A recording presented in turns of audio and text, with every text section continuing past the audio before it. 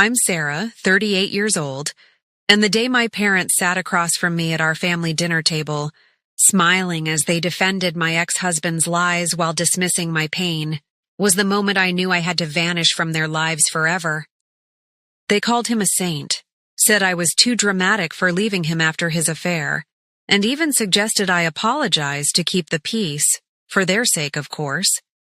But what they didn't know was that I'd been the one quietly bankrolling their comfortable retirement for years. And when I finally walked away, I didn't just leave town. I erased every trace, moved across the country, changed my number, and watched from afar as their world crumbled without my invisible support. It wasn't revenge. It was survival. The kind that comes when you realize your own family sees you as nothing more than a convenient ATM. Let me take you back to how it all started, because this story isn't just about a divorce. It's about the quiet betrayal that builds until it breaks you, and the strength you find in reclaiming your worth. Growing up, I was always the reliable one, the daughter who didn't make waves. My parents, Ellen and Robert, raised me in a small town in Ohio, where family meant everything, or so they preached. Dad worked as a mechanic until his back gave out in his 50s, and Mom was a part-time librarian, but they never saved much. I learned early on to be the fixer, the one who stepped in without being asked. By high school, I was tutoring kids for extra cash to help with bills, and when I went to college on scholarships, I sent money home every month. It wasn't a burden back then. It felt like love.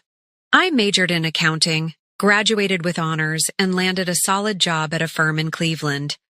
That's where I met Jason, my ex-husband. He was charming, ambitious, the kind of guy who lit up a room.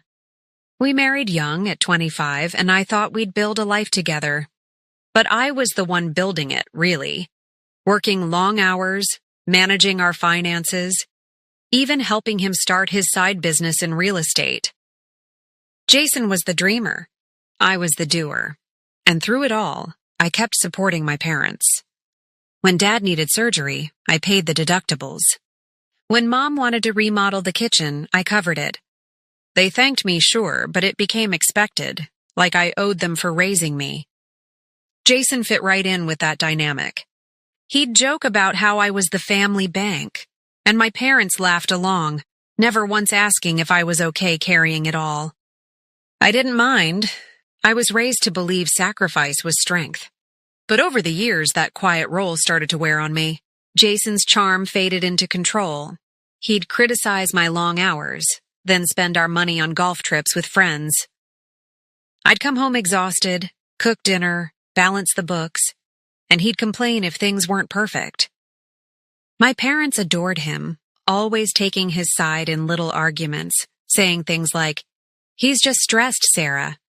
Be patient." I swallowed it, kept going, because that's who I was. The patient one, the undervalued glue holding everything together. Deep down, though, I felt the cracks forming, the resentment building like a slow leak I couldn't plug. By our 10th anniversary, I was 35, and Jason's business trips turned out to be affairs. I found out through a credit card statement, hotel rooms, gifts, the works. When I confronted him, he didn't deny it. He blamed me for being too focused on work, too boring. My heart shattered, but I didn't scream or throw things. I just nodded, filed for divorce quietly, and tried to move on. That's when the real betrayal hit. Not from him, but from the people who should have had my back. My parents had always been close to Jason. He was the son they never had, charming them with stories and gifts I paid for. After the divorce papers were served, I expected them to rally around me. Instead, they invited him over for dinner without telling me. I walked into their house one evening, exhausted from a day at the office, and there he was, sitting at the table like nothing had happened. Mom hugged him, Dad clapped him on the back, and they all turned to me with these pitying looks. "Sarah, honey, we just want to talk this out," Mom said, her voice all saccharine concern. Jason smirked, saying, "See? Even your folks know you overreacted." I stood there frozen, the smell of Mom's pot roast filling the air, making my stomach churn. They proceeded to lecture me, about forgiveness, about how marriages have ups and downs, how Jason was sorry and I should give him another chance. Dad even said, "He's family, Sarah. You don't throw that away over a mistake." A mistake? He'd cheated for years, drained our savings on his flings, and left me to pick up the pieces. But to them, I was the problem, the dramatic one disrupting the family harmony. They didn't ask about my pain, didn't acknowledge the nights I'd cried alone or the therapy sessions I'd started to cope. No, they sided with him because he played the victim so well, showing up with flowers and sob stories about how lost he was without me. Over the next few months, it got worse. They'd call me, pushing for reconciliation, even hosting family meetings where Jason would apologize dramatically, and they'd nod along, pressuring me to forgive. If I resisted, Mom would cry, saying I was tearing the family apart. Dad would get stern, reminding me of all they'd done for me growing up, as if that justified this. And financially, they never stopped asking for help. "Just a little loan for the car repair," Dad would say, while praising Jason's latest real estate deal. I realized then that their loyalty wasn't to me. It was to the status quo, to the easy life where I funded everything and Jason provided the entertainment. The entitlement was staggering. They'd complain if my checks were late, but never once thanked me properly or asked if I could afford it. Jason encouraged it, whispering to them about how unstable I was post-divorce, making them doubt me more. It was a pattern. I'd sacrifice, they'd take, and everyone pretended it was normal. But inside, I was eroding. My self-worth chipped away with every callous word, every dismissal of my hurt. I started to see how I'd enabled this for years, out of duty, out of love that wasn't reciprocated. The quiet strength I'd prided myself on was turning into quiet suffering, and I knew something had to give. The breaking point came on a rainy Saturday in April, about 6 months after the divorce was finalized. I'd driven to my parents' house for what they called a surprise family brunch, thinking maybe, just maybe, they'd finally come around. The air was thick with the scent of fresh coffee and bacon as I walked in, my umbrella dripping on the welcome mat. Mom greeted me with a hug that felt forced, her floral perfume overwhelming. Dad was in the living room fiddling with the TV remote, and there on the couch sat Jason, looking smug in a shirt I'd bought him years ago. My heart dropped like a stone into my stomach, a cold wave washing over me. "What is he doing here?" I asked, my voice steady but my hands trembling as I set down my purse. Mom waved it off, her face creased with that fake smile she used for bad news. "We invited him, Sarah. It's time to heal." "He's changed." Jason stood up, arms open like he expected a hug, and said, "Come on, babe. Let's put this behind us. Your parents agree. I'm the best thing that ever happened to you." I felt the room spin, the patter of rain on the windows amplifying the pounding in my ears. Dad chimed in, his voice gruff. "Sit down, Sarah. Stop being so stubborn. Jason's sorry, and frankly, you're not getting any younger. Who else is going to want you after this mess?" The words hit like a slap, hot tears stinging my eyes. Mom nodded, adding, "We've talked to him, honey. He knows he messed up, but you pushed him away with your workaholic ways. Just apologize and we can all move on." Apologize? For his betrayal? I looked at their faces, Mom's eyes pleading but insincere, Dad's brow furrowed in annoyance, Jason's lips curled in that victorious grin. The betrayal burned in my chest, a physical ache spreading to my throat, making it hard to breathe. Sensory overload hit.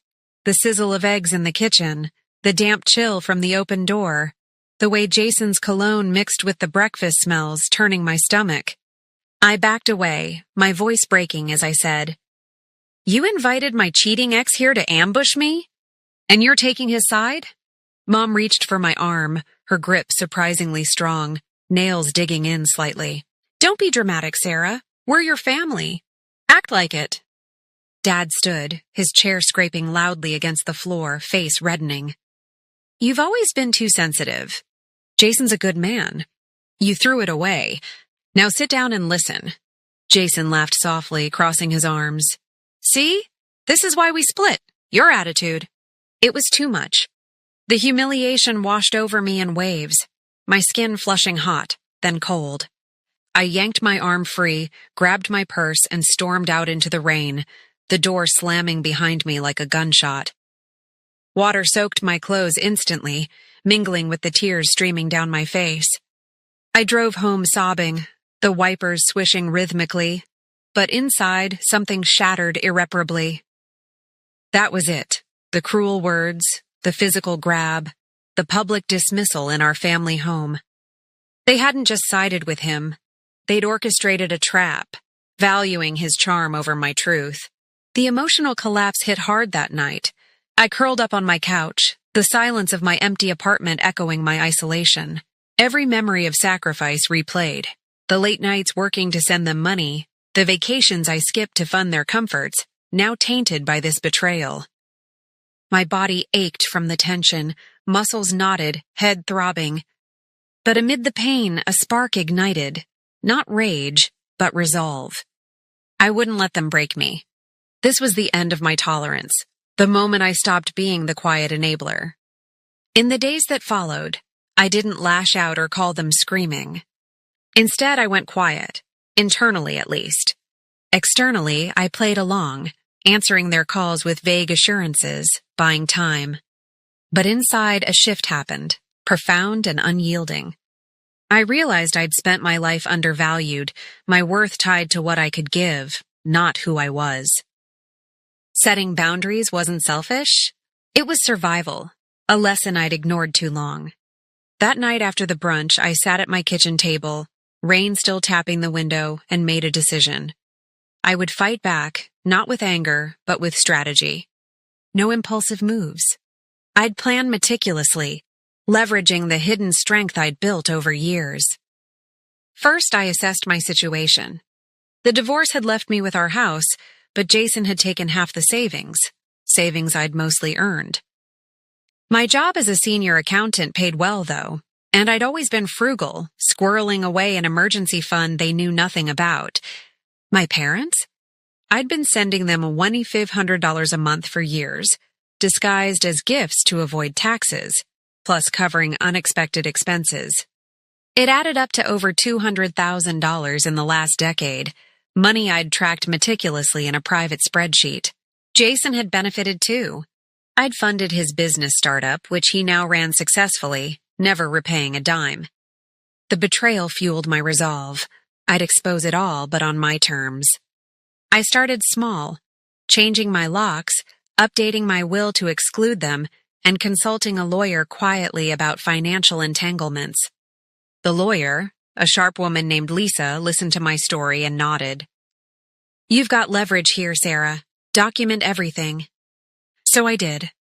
Nights blurred into planning sessions.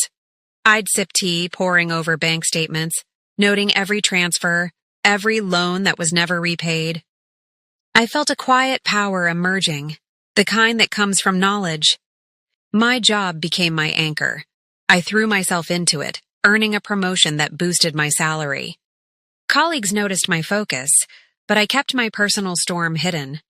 Internally, I wrestled with guilt. They were my parents, after all. But every time doubt crept in, I'd remember Mom's grip, Dad's harsh words, Jason's smirk. This wasn't about punishment. It was about reclaiming my life.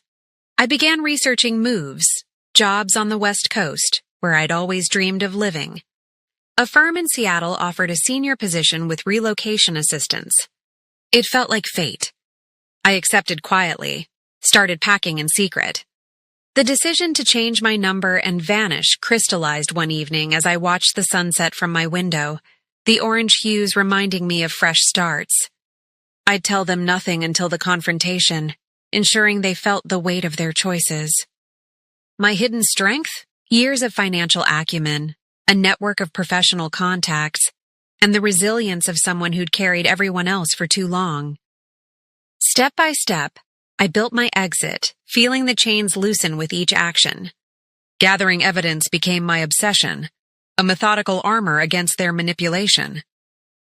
I started with the finances, digging into old emails and bank records. Every month for 8 years, I'd transferred money to my parents' account, $1,500 like clockwork. Plus extras $5,000 for Dad's knee surgery, $10,000 for their roof repair after a storm, even $2,000 for Mom's cruise with her book club. I'd labeled them as gifts, but I had receipts, emails where they'd begged for help, promising it was just this once. Jason's share was even more damning. I'd loaned him $50,000 to start his real estate flipping business, documented in a promissory note he'd signed but never honored. Post-divorce, he'd dodged repayment, claiming the business was struggling. A lie, as his social media showed luxury cars and vacations. I printed everything, organized it into binders, timelines, amounts, correspondences. It wasn't just money. I collected proof of their emotional betrayal, too. Voicemails from Mom, tearful pleas to reconcile with Jason, ignoring my pain. Texts from Dad, scolding me for abandoning the family. Even recordings of calls. I'd started using an app after the brunch incident. Capturing Jason's smug voice saying, "Your parents know you're the problem. Sarah." It was cathartic, turning their words into weapons. At work, I leveraged my skills. As an accountant, I knew how to audit lives. I ran credit checks discreetly, discovered my parents had racked up debt on cards I'd co-signed years ago, assuming I'd bail them out. Jason's business?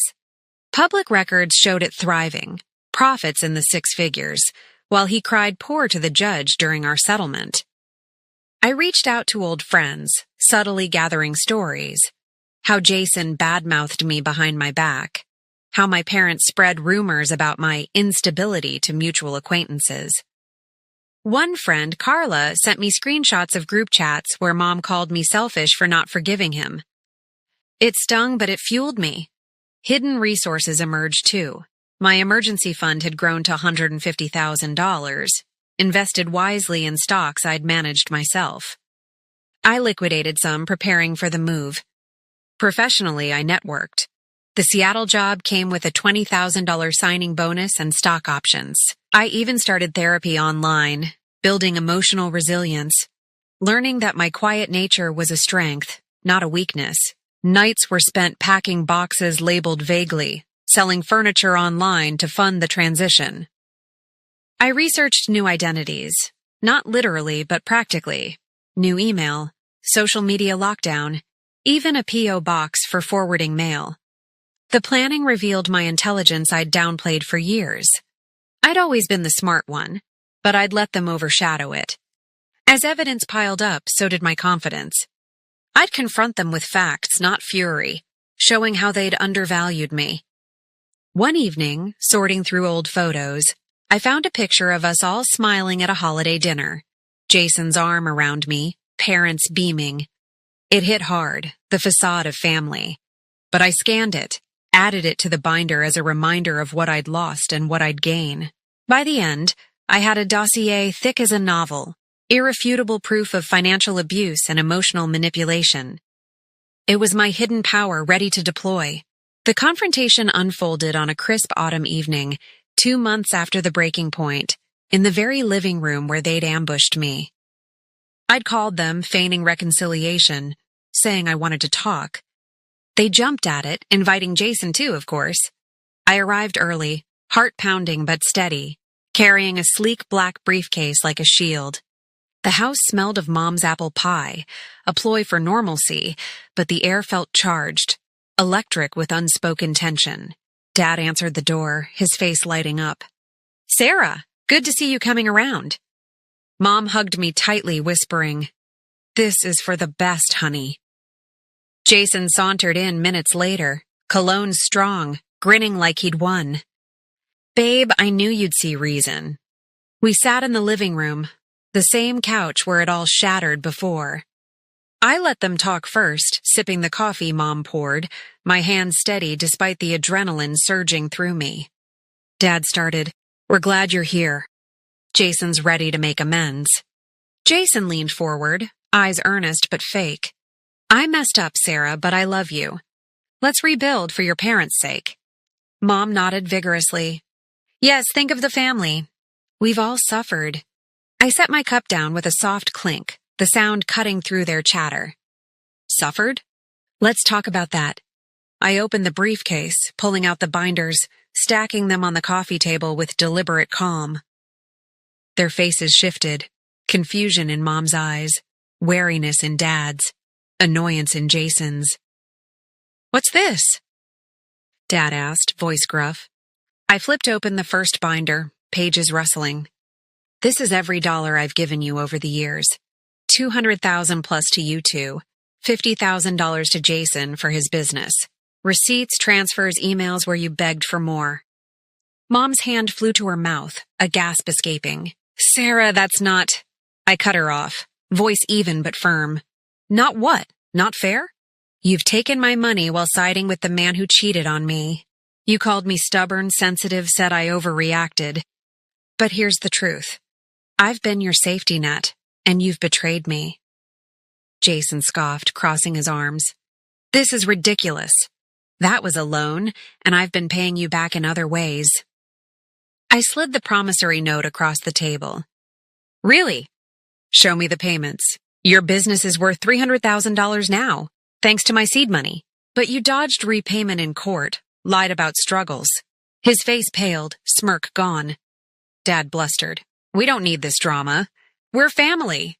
I met his gaze, unflinching. Family? You ambushed me here, took his side.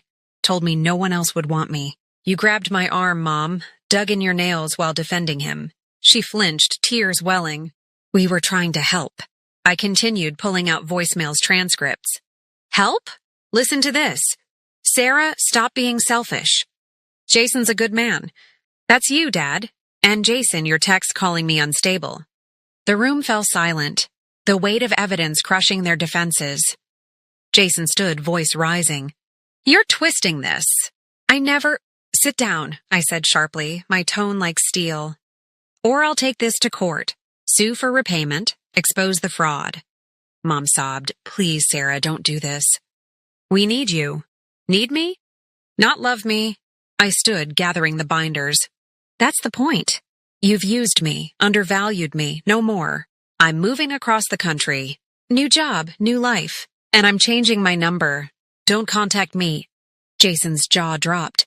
You can't just leave. I looked at him, calm. Watch me. Repay what you owe or face consequences. Dad's face reddened, but his bluster faded to pleading. Sarah, think about us. We're your parents. I paused at the door, rain starting outside again, mirroring that fateful day. You stopped being my parents when you chose him. Know your worth? I've learned mine. Goodbye. I walked out, their protests echoing, but I didn't look back. The power flip was complete, from quiet victim to unyielding force. The immediate fallout was a storm of reactions, raw and revealing. As I drove away, my phone buzzed incessantly.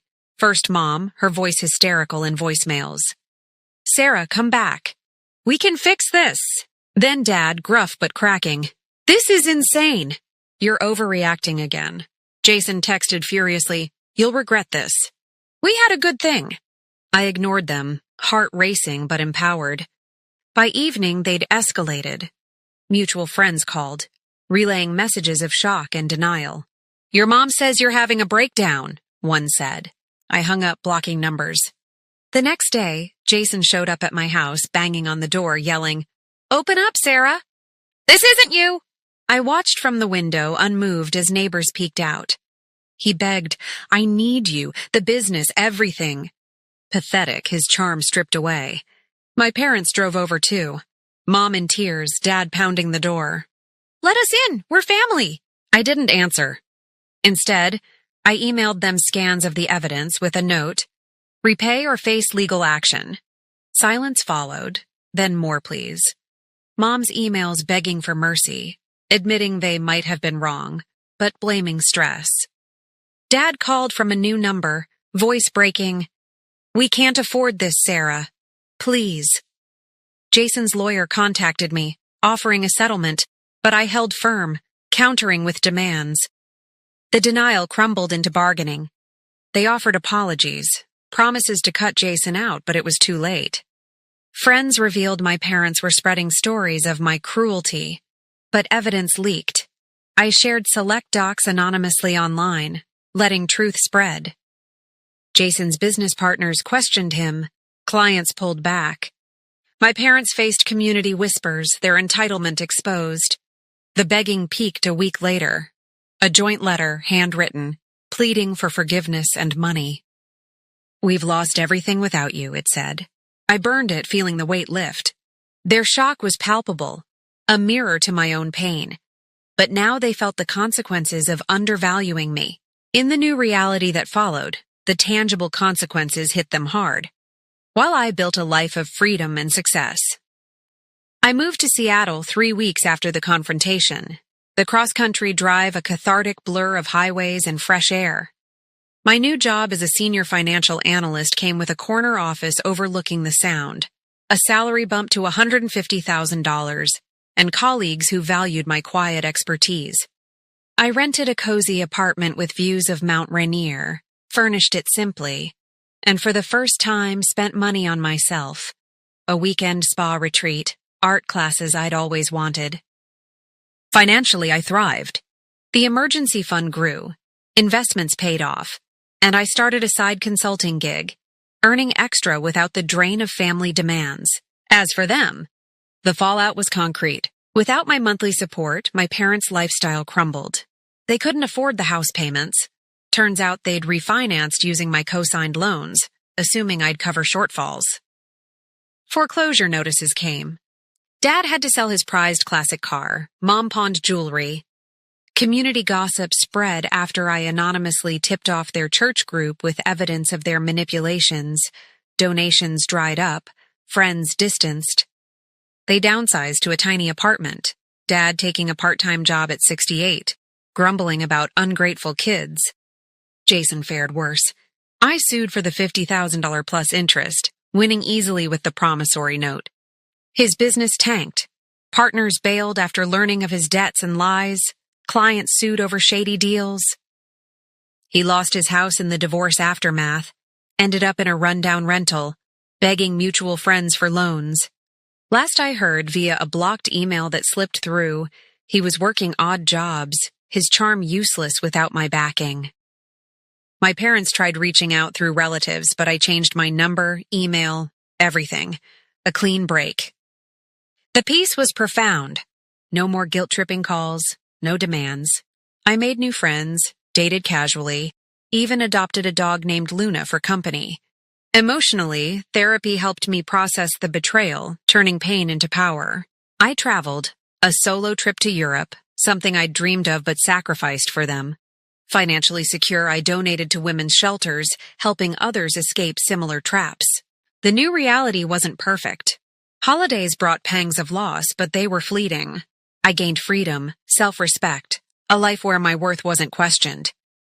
They lost status, money, relationships, their greed exposed, forcing humility.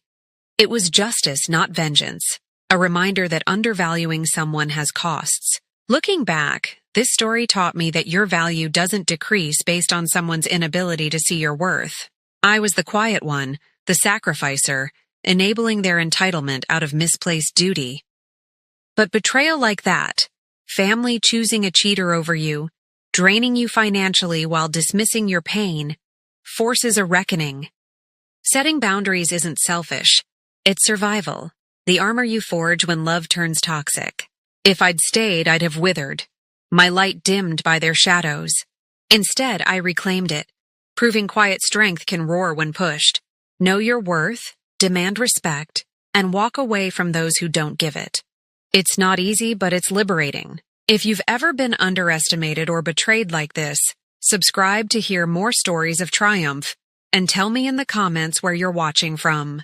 Your story matters. Share it and let's build each other up.